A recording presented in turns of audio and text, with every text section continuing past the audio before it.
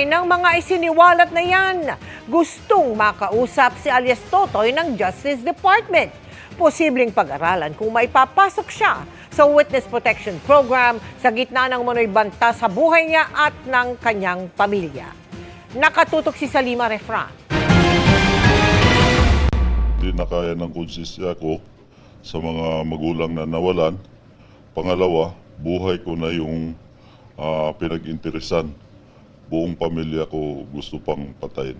Kasunod ng paglutang nito, gustong kausapin si alias Totoy ni Justice Secretary Jesus Crispin Remulla kaugnay ng mga nawawalang sabongero. Sabi kasi ni alias Totoy na akusado sa kaso, gusto na niyang sabihin ang mga nalalaman niya rito. Titingnan ko lang kung ang kanya sinasabi at yung sinasabi ng ibang testigo ay kapareho ng mga nakarating sa ating tanggapan.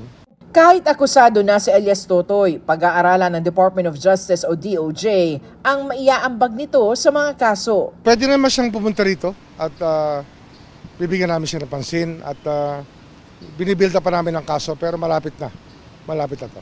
Sabi pa ng kagawaran, maaaring pag-aralan kung pwedeng ipasok sa Witness Protection Program si alias Totoy sa gitna ng mga umano'y banta sa buhay niya at ng kanyang pamilya. Natural yun. Kasi itong kasong to, kakaiba to eh. Dapat mabuksan at matapos ang paglilitis dito upang magkaroon ng hustisya yung mga pamilya at lalong-lalo na yung mga nawalan ng buhay. Ang Philippine National Police sinabing welcome development ang pagharap ni alias Totoy. Handa raw silang magbigay ng kinakailangang tulong para masiguro ang kaligtasan at seguridad nito. Handa rin siyang bigyan ng proteksyon ng National Bureau of Investigation o NBI na nasa ilalim din ng Justice Department. Maganda yan at sige, pakinggan natin siya at I assure him na bibigyan namin siya ng proteksyon. Akong bahala sa kanya.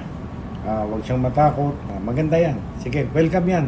Hawak ngayon ang DOJ ang 7 kaso ng kidnapping at serious illegal detention kaugnay ng pagkawala ng 6 na sabungero sa Manila Arena at pagdukot sa master agent na si Ricardo Lasco sa San Pablo, Laguna.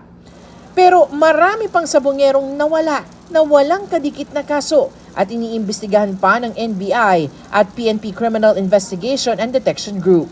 Para sa GMA Integrated News, Salima Refran, nakatutok 24 oras.